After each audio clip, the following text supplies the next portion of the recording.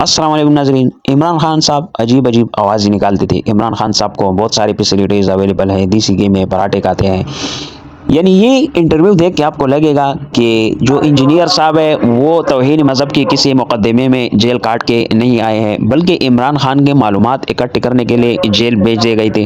तो आइए ये मुतनाज़ तरीन इंटरव्यू देखते हैं। बहुत इंटरेस्टिंग इंटरव्यू है, और अगर आपने चैनल को सब्सक्राइब नहीं किया तो जल्दी से चैनल को सब्सक्राइब कर दीजिए। अब आप ज़रा जब 103 दिन रहे जेल में, आपने इंटरव्यू में बताया कि इमरान खान साहब भी आपके पड़ोसी थे। अब ज़ाहिर बहुत सारे दावे किए जाते हैं कि पता नहीं कितनी फैसिलिटीज़ हैं और क्या है। फिर चक्की तो बहरहाल चक्की हुई ना, जो आप तफसीलात बता रहे हैं। मुल्क का साबिक वजीर आज़म भी इन हालात में रह रहा है। देखिए जी, मैं दोनों एक्सट्रीम्स का रद्द करता हूं। एक तरफ नून लीग के लोग हैं जो कि जेल के फजाइल सुना रहे हैं और कह रहे हैं जी महल में रह रहा है वो। अल्लाह ना करे कि किसी शख्स को, मैं तो अपने दुश्मन के लिए भी ख्वाहिश नहीं करूंगा कि वो इस किस्म के महल में रहे। और दूसरी एक्सट्रीम पे हमारे पीटीआई के लोग हैं जो यूट्यूबर्स के हाथों गुमराह होते हैं और झूठे इल्जामात लगाते हैं और कहते हैं कि जी उनको ऐसी जगह पे रखा है जहां पे सूरज की रोशनी भी नहीं आती। बिल्कुल झूठ बोल रहे हैं। और मुझे तो पता भी नहीं था कि मुझे ऐसी जगह पे रखा गया कि साथ खान साहब की चक्की है। और अगर गूगल मैप पे मैं आपको पिन पॉइंट वो चक्की बताना चाहूं तो बता भी सकता हूं, लेकिन सिक्योरिटी रीजन की वजह से मैं ज़ाहिर कैमरे में तो नहीं बताऊंगा। अलहदगी में कभी मुलाकात हुई तो इंशाल्लाह आपको पिन पॉइंट वो बता दूंगा कौन सी 6 चक्कियां उनके साथ जो है मेरे बिल्कुल परपेंडिकुलर थी। यानी ये मेरी 10 चक्कियां जो थी उनमें 3 चक्कियां हम कंसेक्टिव 3 चक्कियां इकट्ठी थी, जिनमें मेरी चक्की पहले नंबर पे, दूसरे नंबर पे प्रोफेसर साहब की, तीसरे नंबर पे बिशप साहब की। और बिशप साहब की चक्की जो है जहां खत्म होती थी उस दीवार से जो है वो परपेंडिकुलर 6 चक्कियां शुरू हो जाती। तो मुझे तो पता ही नहीं था। अचानक 9 बजे एक दिन जब मैं टहल रहा था तो मुझे खान साहब की आवाज आई। तो जो लोग मुझसे पहले वहां रह रहे थे, बिशप साहब और प्रोफेसर साहब, तो मैंने उनसे पूछा मुझे खान साहब की आवाज लग रही है। उनका हाँ जी खान साहब ही रहते हैं। तो बिशप साहब ने मुझे बताया कि मैं तो आपके आने से कुछ अर्सा पहले यहां से शिफ्ट कर दिया गया था, क्योंकि रात को मुझे खांसी आती थी। तो खान साहब ने शिकायत की कि मैं रात को सो नहीं पाता, तो मुझे इन्होंने कुछ अर्से के लिए शिफ्ट कर दिया था। और जब आप आए हैं तो ये चक्की खाली थी। इसमें चक्की में तकरीबन 8-9 लोग थे, तो इसको खाली किया आपकी वजह से, ताकि आपकी सिक्योरिटी को मेंटेन करने के लिए एक बंदा रखा जाए। तो वो एक मैं ही था, तो मुझे दोबारा यहाँ पे ले आए हैं। तो उन्होंने मुझे बताया कि खान साहब की चक्कियां साथ है। तो मैंने आवाज भी जब सुनी तो जाहिर उनकी बेस बुलंद थी। वो अपने मुशक्कती से गुफ्तगू करते थे। 2 वक्त वो आते थे। सुबह 9 बजे वो नाश्ता करने के लिए आते थे और मुशक्कती से गुफ्तगू करते थे। ज्यादातर क्रिकेट पे उनकी जो गुफ्तगू होती थी, और कुछ और बातें भी हैं, ज़ाहिर मैं कैमरे में नहीं करूंगा। उसको लोग अपना अपना रंग देंगे। और बाज़ औक़ात जब वो गुस्से में होते थे तो उनकी बहुत ज्यादा ऊंची आवाज आती थी और मुसलसल वो बोलते थे। मतलब तो और मैं इसलिए बता जो रहा हूं गुस्से कि में होते थे, क्योंकि अब बहुत ज्यादा उनकी अपनी पार्टी में डिस्प्यूट रहता है कि जो बात आती है बाहर, पता नहीं इमरान खान साहब की होती है नहीं होती, तो जो बात बाहर आके बताई जाती है उतना ही गुस्सा होता था। वो उन्हीं का बयान होता है जो फिर ट्विटर पे पोस्ट भी हो जाता है। ज़ाहिर जब उनकी मुलाकात होती है वो तो आप नहीं सुन पाते होंगे, वो तो प्राइवेट होती होगी, मगर जो गुफ्तगू आप बता रहे हो, गुस्सा आप बता रहे हैं। देखें जी, वो मैं अब गुफ्तगू कुछ तो मैंने भी सुनी है ना। मैंने भट्टी साहब को तो कान में बता दी हुई है, लेकिन मैंने कहा था मैं कैमरे में नहीं बताऊंगा। कैमरे में उतनी बात बताऊंगा जो कैमरा उसका बोझ उठा सके। क्योंकि लोग तो ये भी कह रहे हैं कि मुझे जानबूझ के 295C कटवाई गई और मुझे जानबूझ के वहां रखा गया। भाई मुझे किसी ने ब्रीफिंग नहीं दी, मुझे कोई बिग ब्रदर नहीं आके मिला। अल्लाह का शुक्र है उनको मेरे मिजाज का पता है कि हम किसी के लिए काम नहीं करते। असल में खुद ये लोग अपने अपने वक्त में काम करते रहे एस्टैब्लिशमेंट के लिए, तो ये समझते हैं कि ये भी यही कुछ होगा। ये कुछ होता तो भाई मेरे पे 295C ना कटती, मुझे किसी और जुर्म में डाला जाता। मुझे तो सर में गोली मारी गई है। तो अल्लाह का फजल हुआ है कि इतनी आवाजें बुलंद हुई, लोगों ने दुआएं की, और मेरा कद काट इस एतबार से, दावत के एतबार से था कि इंटरनेशनली आवाज उठाई गई। और मैं जो है वो पहला बंदा हूं पाकिस्तान की हिस्ट्री में जो ट्रायल से पहले ही 103 दिन में बाहर आ गया। तो मुझे तो पता भी नहीं था। मैंने जब आवाज उनकी सुनी तो मुझे अंदाजा हुआ। फिर वो 3 बजे दोपहर के खाने के लिए आते थे, उससे पहले ही उनका मुशक्कती जो है वो देसी घी के तड़के लगाना शुरू कर देता था। हमें वाज़े खुशबू आती थी।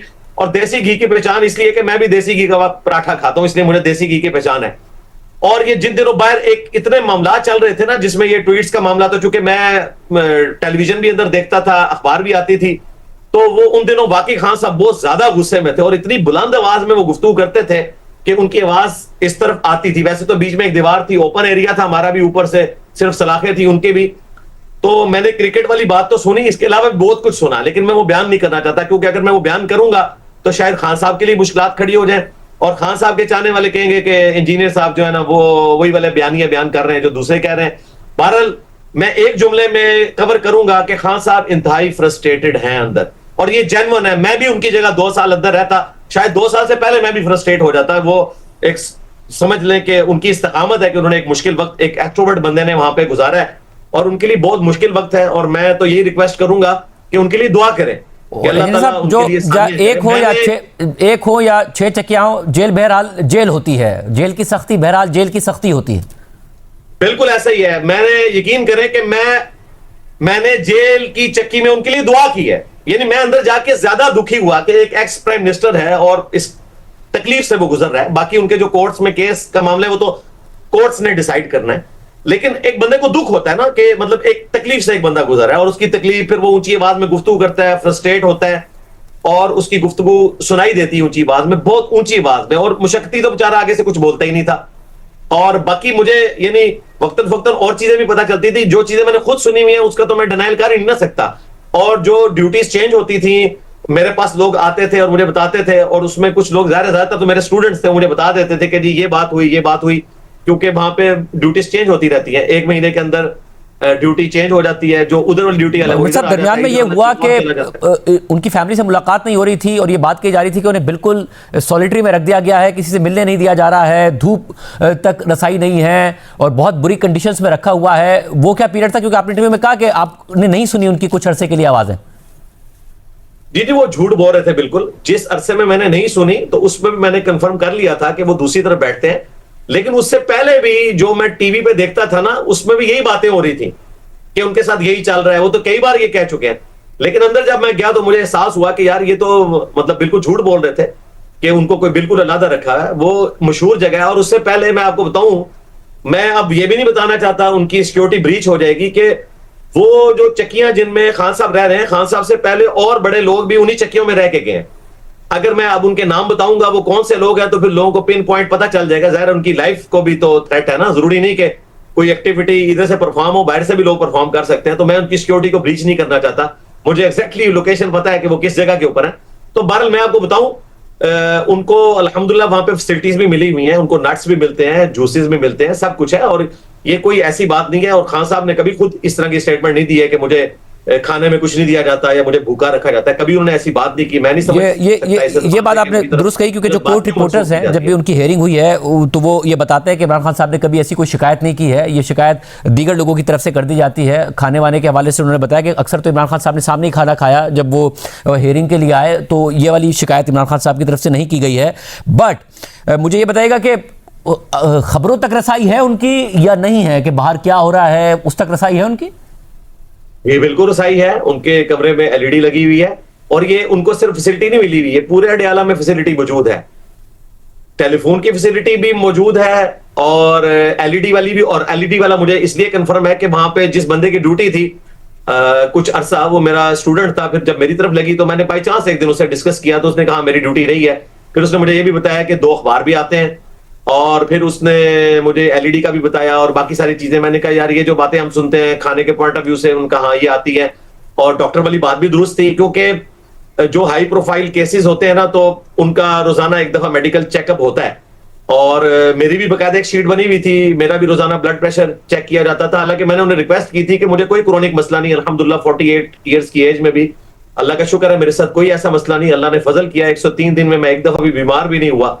और मैंने डाइटिंग की और मैंने 88 किलो से अपना वजन 68 किलो कर लिया, मौके को गनीमत जानते हुए। लेकिन ये 1 महीने में दोबारा से मैं 72-3 पे पहुंच गया हूं। तो अल्हम्दुलिल्लाह उनको सारी चीजें वहां पे अवेलेबल हैं। लेकिन जाहिर है जेल तो फिर जेल है। ये फजाइल जो सुनाते हैं ना, मुझे बड़ा दुख है कि जेल के जो फजाइल सुना रहे होते हैं, भाई जेल एक एक्सट्रोवर्ट बंदे के लिए मौत है। मैं आपको बताऊं, मैं 9 बजे टाइम देखता था ना घड़ी में सुबह का, 2 घंटे बाद टाइम देखता था 9:15 हुए होते थे। मैं समझता था 11 हो गया, लेकिन वो सिर्फ 15 मिनट गुजरते थे। इतनी मुश्किल से वक्त गुजरता है जेल के अंदर। सबसे बड़ी तकलीफ है ये। मैंने 103 दिन नहीं काटे, ये आप समझे मैंने 100 साल काटे हैं एक एक्सट्रोवर्ट बंदे के लिए। और खान साहब भी एक जी नाजरीन, तो पाकिस्तान में अब इस तरह के हालात बना दिए गए हैं कि किसी के बात पर यकीन करना और उस पर अमल करना बहुत ही मुश्किल हो चुका है, क्योंकि झूठ इतना बोला जा रहा है, क्योंकि मीडिया को जो जिस तरह के सेंसर किया जा रहा है और जिस तरह के अपने मनमाने बयानात लोगों से दिलवाई जा रहे, तो यकीन करें किसी टॉक शो किसी मीडिया पर बैठे लोगों का यकीन करना मुश्किल हो जाता है। अल्लाह ताला पाकिस्तान पर रहम फरमाए। पाकिस्तान जिंदाबाद।